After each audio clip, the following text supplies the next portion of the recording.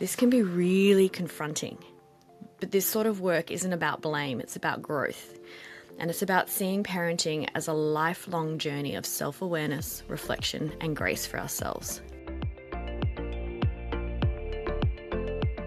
Let me ask you something. Have you ever lost it with your child and instantly felt that wave of guilt crash over you? Maybe you've wondered, did I just mess everything up? If that sounds familiar, you're not alone. And today's interview is just for you. We're joined by Dr. Natasha Ching, better known as Doctor Tash. Dr. Tash is one of our beautiful volunteer moderators of a Moms at a Table local group. She's also a paediatrician and one of the brilliant contributors to the book, The Perfectly Imperfect Family. In her chapter, The Grace of Repair, Strengthening Bonds Through Imperfection, Dr. Tash unpacks how we can use those messy, emotional moments to build stronger, more connected relationships with our kids. This is one of those things every parent needs to hear, real, reassuring, and full of hope. Welcome, Dr. Tash. Thanks for the introduction, Melody. Nice to see you. Yes, it's great. I'm going to dive straight into what we all want to know. And it's something that you've introduced in your chapter. So, I yelled at my child, and now I feel awful. And then you talk about this concept of rupture and repair. So tell me more about this. So if anyone hasn't heard before, but a rupture is those moments where we lose the emotional connection with our child. It might be when we yell, shut down, withdraw, and our child feels this sense of loss of safety. These moments are inevitable. We're human. Let's be real. But what matters far more than the rupture itself is actually the intentional repair. So what is the repair? The intentional act of reconnecting, taking responsibility and showing our child that they are still safe, they're loved, and they are not to blame. You point out something really unexpected as well. But before we go there, I want to stay on this rupture and repair thing, right? I want to know, is there a finite number of ruptures and repairs? Will you actually reach a point of no return? It's a good question. And no, there is no set limit. There's no point of no return. What matters more is that we keep showing up and repairing. And so even older children, teenagers, adult children still benefit from having the repair. What causes the harm is the repeated rupture in the absence of repair. So when you've got rupture after rupture after rupture, and there's never any mending going on, there's never a repair, but it's never too late to start. The other aspect of that is it's important not to underestimate the power of a sincere apology, even to an adult child. Now, I think it's also important to acknowledge that if there has been a pattern of repeated ruptures without repair, it's not quite as simple as saying, I'm sorry, and everything's going to be well again. But it's a start. And with that ongoing effort, it can open the door to even re-establishing broken relationships. So no, there's no finite number of ruptures. It's more the response that matters most. And so that intentional repair matters far more than the rupture itself. That being said, we always want to be on a journey of growth and aiming to try and do better. Not going, oh, well, I'll just repair it each time. Definitely. But it feels good because, and I'll talk about it a little bit more, but, I always feel like, oh, goodness, I'm rupturing again. But it's encouraging to know that it's the repair that still matters. It's the repair that matters more. But then there's this other unexpected thing that you mentioned, to me at least. In your chapter, you write the sentence, right? And I'm going to quote it.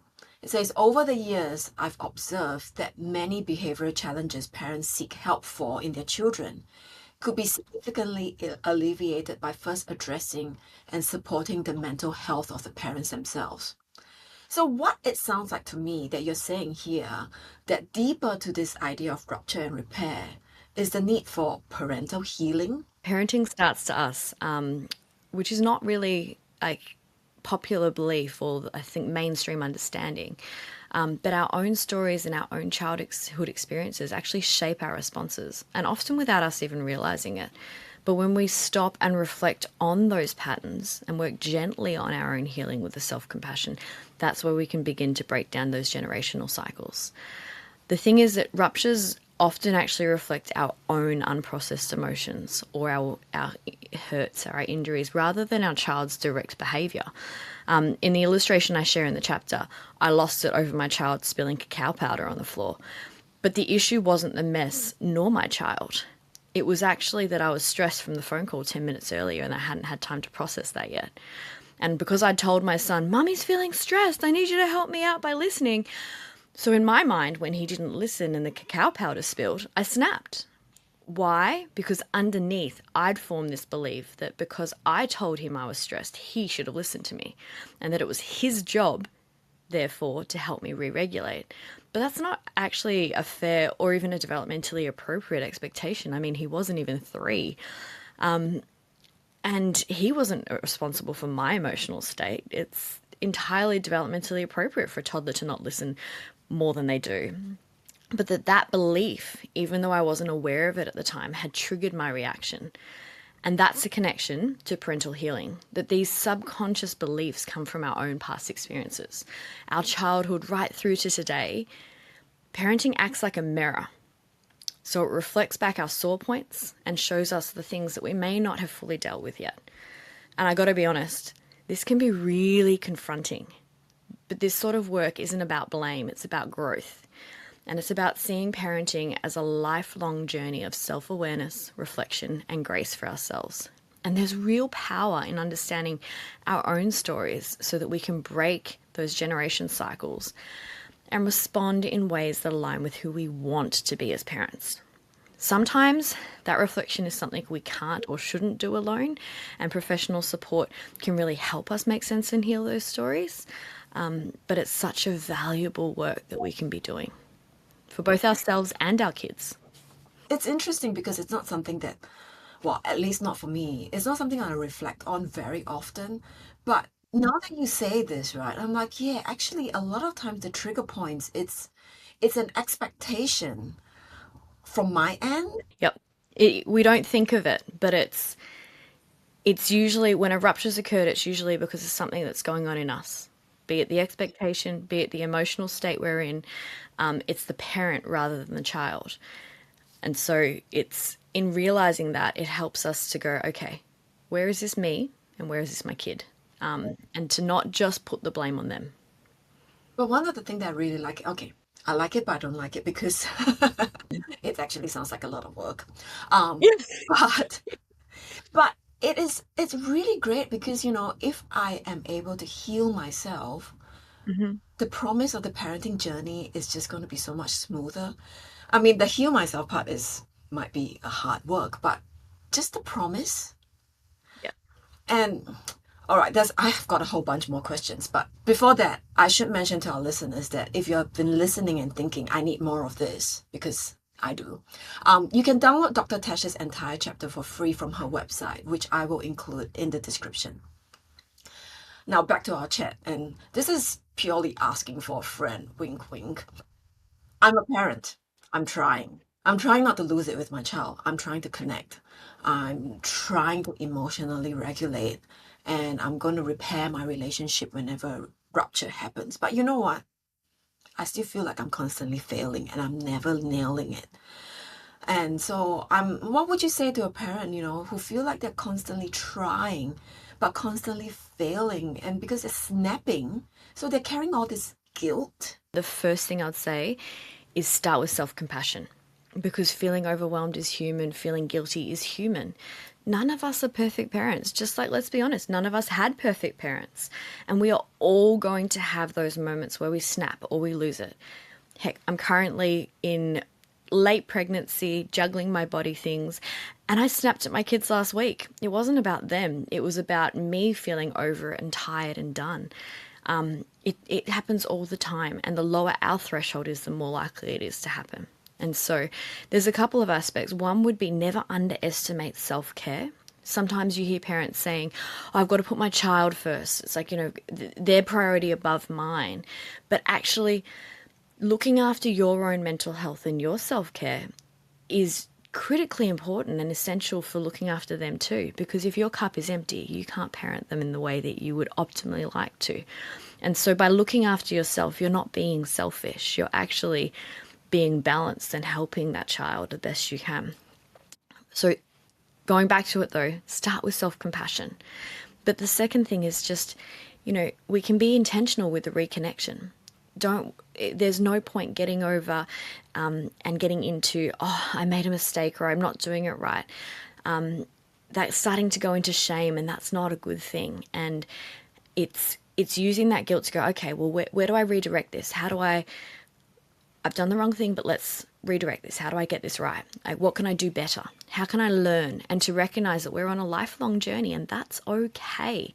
And when you acknowledge that in the reconnection, acknowledge the event, name the emotion the child might have felt. For my examples, did it make you feel really sad when mummy got angry? And then listen. And sincere apologies. And a sincere apology is just taking responsibility, not justifying the event or blaming it on the child, but acknowledging our reaction and response as to what that did.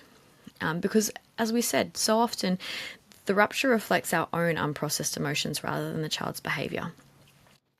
Another thing to take comfort from is there's a developmental psychologist who, by the name of Edward Tronick, who was around in the late last century. And his research showed that parents only actually need to get it right about 30% of the time in order to foster a secure relationship. So if you're trying and you're struggling, you're not a bad parent, you're just human.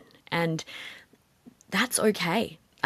Being on a journey of growth is far more important than getting it perfect and getting it right every time. I mean, one of the examples I used in the book was the illustration of a baby learning how to walk, and that they fall down, and we don't get upset at them when they do so. We just pick them up again. And that's the same thing for us. It's like having that self-compassion too. I felt like I needed to take notes with everything you said there.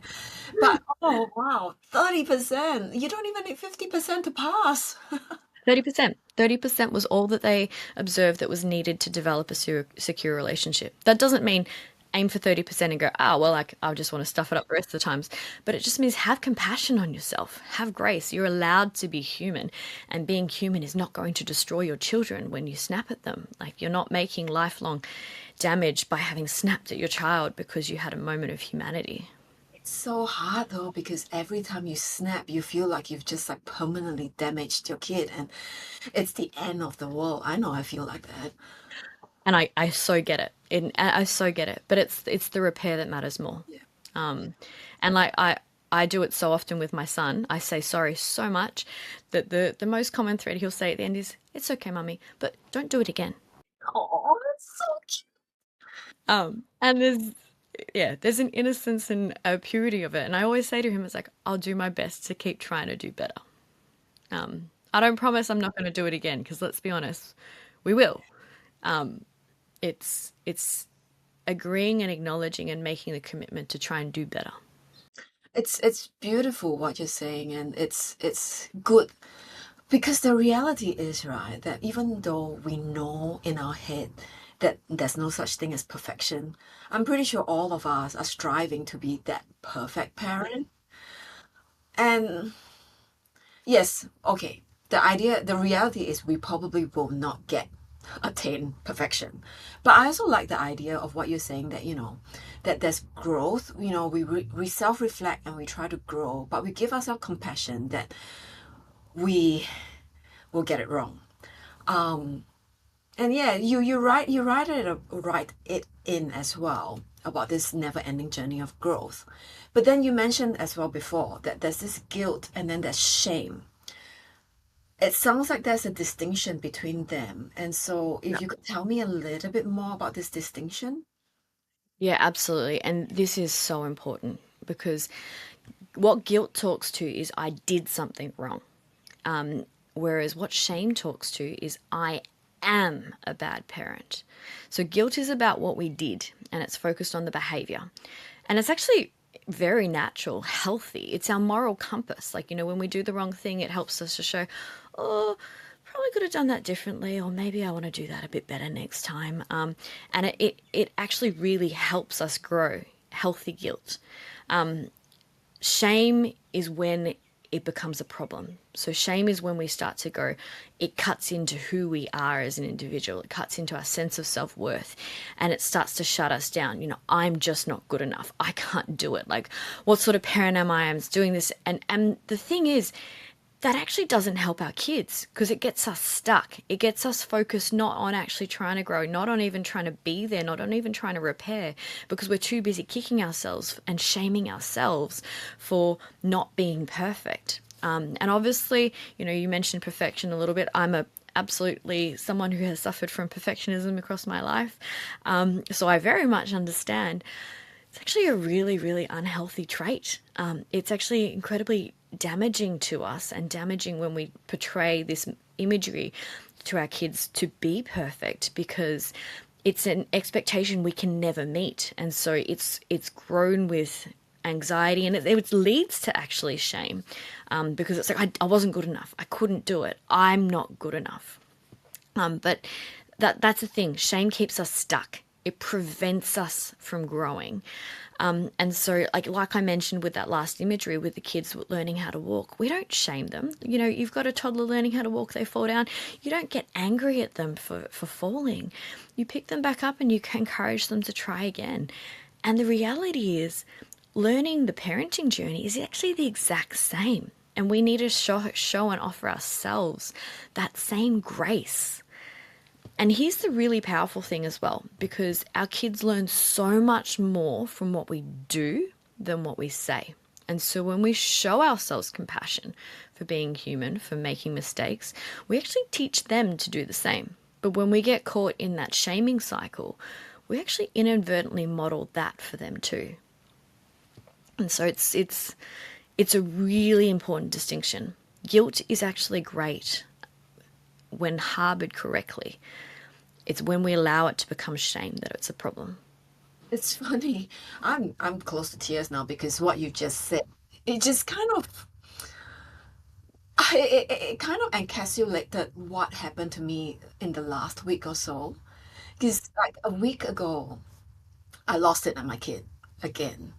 And I think I reacted more than I really should because there were many underlying issues, which you've mentioned as well.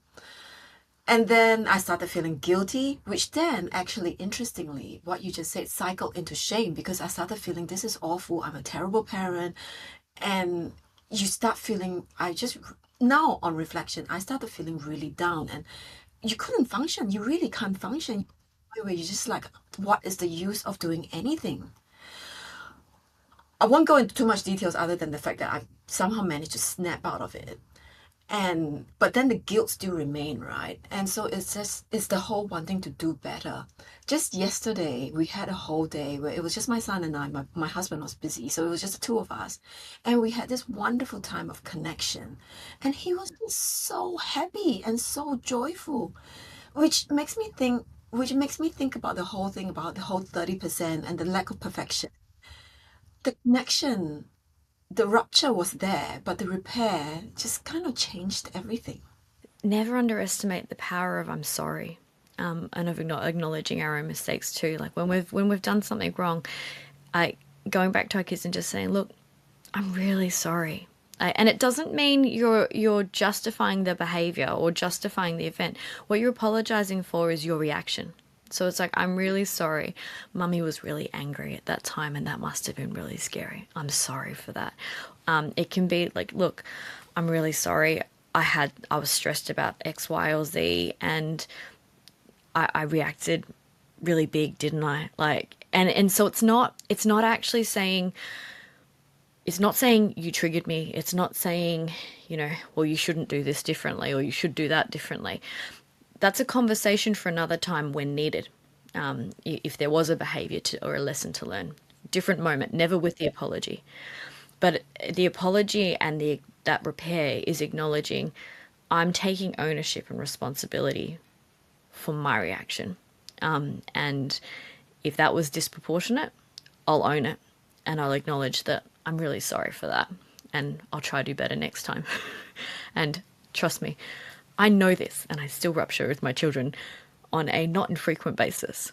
They have heard me say I'm sorry more than anything, but you see that in them too. Like I watch my 3-year-old now, and it doesn't actually take much for him to be able to self-initiate the ability to say sorry to someone else because he's had it modeled to him so often for his entire life because mum ruptures frequently.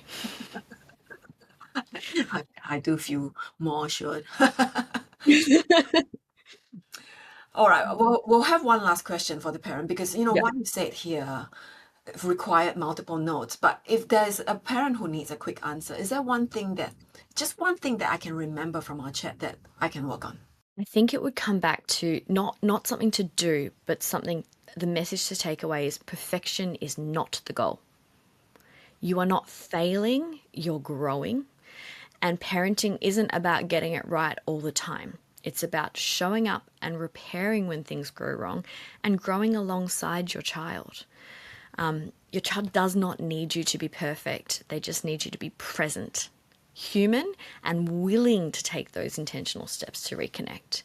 And every time you do that, what you're modeling to them is resilience, compassion, and emotional safety. And that helps them to thrive. It's really beautiful and it's interesting reflection upon my question, right? Because that's what we want to know. What can I do? What can I do? And I like what you said. It's more about not being the perfect parent and showing compassion. And once you're right here, what you're doing will come naturally as well. Yep. There is no one size fits all in terms of you got to do this or do that or fix this solution or fix this problem with this solution. And so it's far more valuable of understanding what's going on in here for both us and our kids, because that has far greater impact and is applicable always. Thank you. Thank you for all of that. Yeah, I and thank you for giving us all permission to embrace the messy beauty of parenting. Absolutely. And it's beautifully, I love the title of the book actually, because it's perfectly imperfect. Parenting is beautiful and messy, and that is how it should be, and it shouldn't be perfect. Perfect is never the goal. Well, if you haven't already, don't forget to check the description for a link to download Dr. Tash's full chapter, The Grace of Repair. It's a must read. I mean, if you've heard the interview, you know it's a must read, and it even includes 4 practical steps to help reduce ruptures and foster stronger connections. And if you want to find out more about the Mums at the Table local groups, which Dr. Tash is a part of, where we develop the village it takes to raise a mum to help us all heal here in my heart. If you're listening and can't see, I'm gesturing towards my heart. Head over to our website, mumsattetable.com, to find out more. Thanks so much for joining us today, and remember, you're doing better than you think. We'll see you next time.